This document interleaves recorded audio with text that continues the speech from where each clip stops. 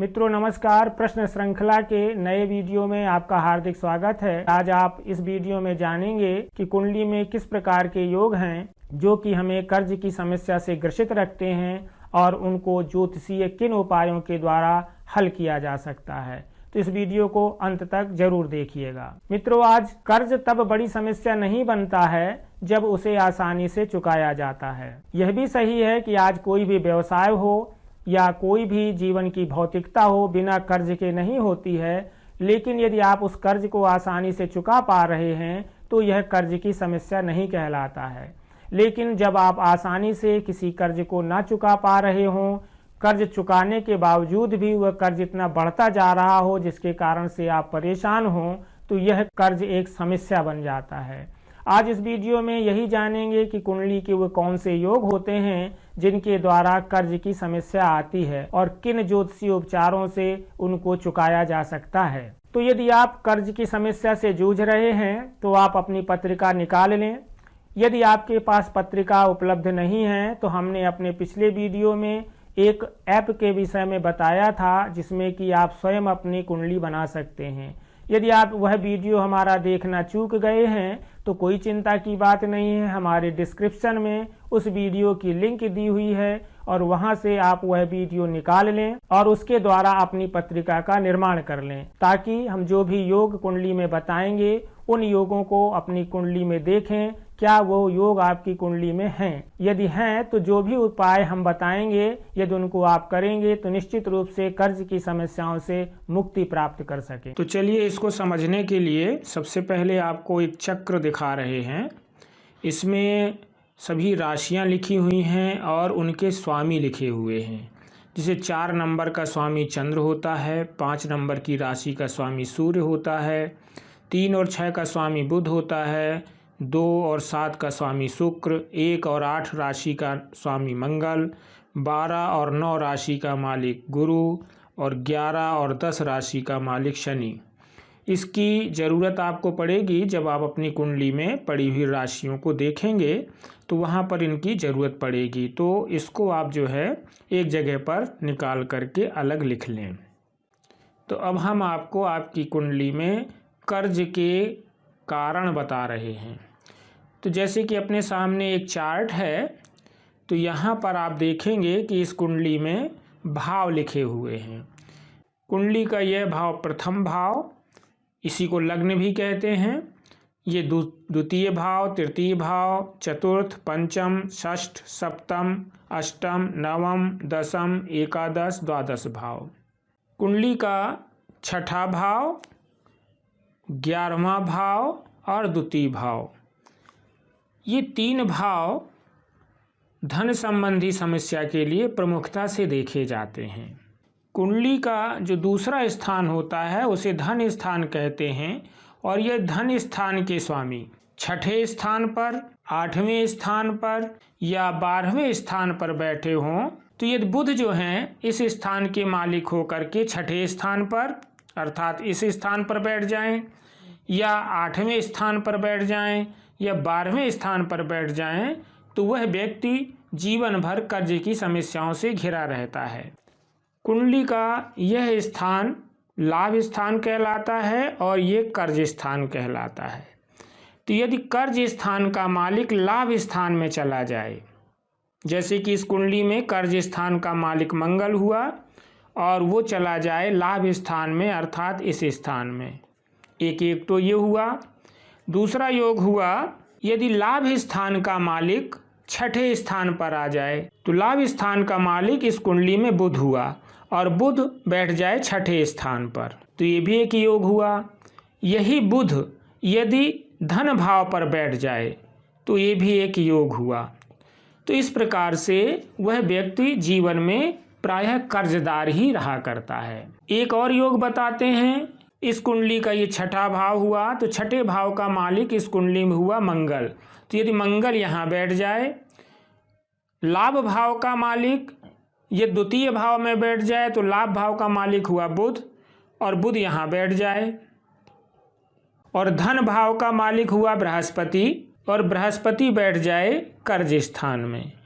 तो ये योग भी एक काफ़ी प्रसिद्ध योग है जो कि व्यक्ति को लगभग 65 वर्ष की आयु तक कर्जदार बनाए रखता है।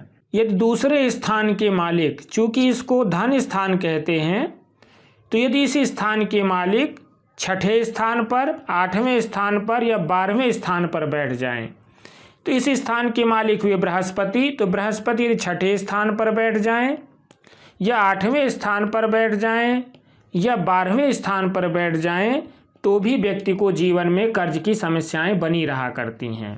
अब एक और योग है, यदि कुंडली के द्वितीय भाव में, ये कुंडली का द्वितीय भाव हुआ, यहाँ पर कोई भी नीच का ग्रह हो। अब ऐसे कैसे समझेंगे आपकी नीच का ग्रह है? तो हमने जो आपको कुंडली का ऐप बताया है, उस ऐप में जब आप अपनी कुंडली बनाएंगे तो ग्रह स्पष्ट में वो बताता है कि कौन सा ग्रह नीच का है और कौन सा ग्रह उच्च का है। तो अभी आप वहाँ से काम चला सकते हैं, फिर आगे हम बताएंगे कि कौन से ग्रह किस राशि पर नीच के या उच्च के होते हैं। तो सिद्धांत ये है कि यदि द्वितीय भाव में कोई नीच का ग्रह बैठा हो, राहु केतु बैठे हो, या कर्ज के कारक मंगल किसी भी ग्रह के साथ बैठा हो, तो दिया हुआ पैसा वापस नहीं आता, कर्ज की समस्याएं बनी रहती हैं। इसी प्रकार से यदि मंगल छठे भाव में बैठा हो, एक तो ये हुआ, या छठे भाव से संबंध बनाता हो, तो जैसे कि कुंडली का छठा भाव ये हुआ और यहाँ पर मंगल बैठा हो, तो एक योग तो ये हुआ, इस कारण से पैसा वापस नहीं आता है। और अगर ये मंगल यहाँ नहीं बैठा हुआ है तो भी इस भाव से यदि वो संबंध बनाता है, तो मंगल की दृष्टियाँ 4, 7 और 8 होती हैं, अर्थात ये जहाँ कहीं भी बैठेगा वहाँ से चौथी दृष्टि से भी इस स्थान को देख सकता है, 7वीं दृष्टि से देखता है और 8वीं दृष्टि से देखता है। तो चौथी दृष्टि ये हुई कि यदि मंगल किसी भी कुंडली में इस स्थान पर बैठा है, कोई भी लग्न हो सकती है, तो अपनी चौथी दृष्टि से 1, 2, 3, 4 कर्ज स्थान को देखेगा।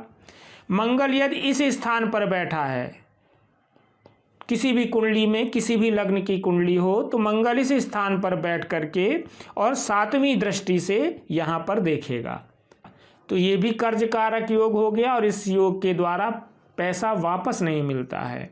और मंगल यहाँ पर भी बैठा हो तो ये 2 प्रकार से हो जाएगा कि एक तो एकादश स्थान हो गया, यहाँ पर मंगल का बैठना अच्छा नहीं है, और दूसरा उसकी 8वीं दृष्टि यहाँ पर छठे स्थान पर पड़ेगी।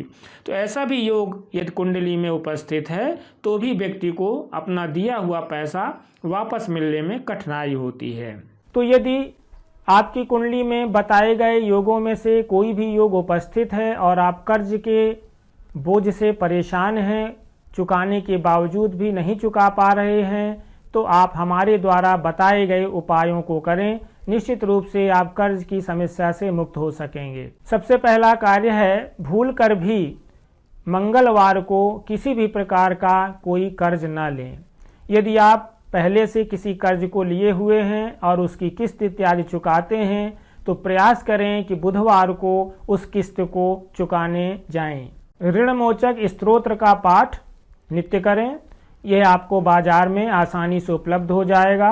प्रायः कर्ज की समस्या इनकम के कमजोर होने से भी हुआ करती है, तो यदि आपके लाभ में कमी हो रही है, इनकम कम होती है, तो आप गन्ने के रस से या अनार के रस से या कि गुड़ के रस से शंकर जी का अभिषेक प्रत्येक सोमवार को करें।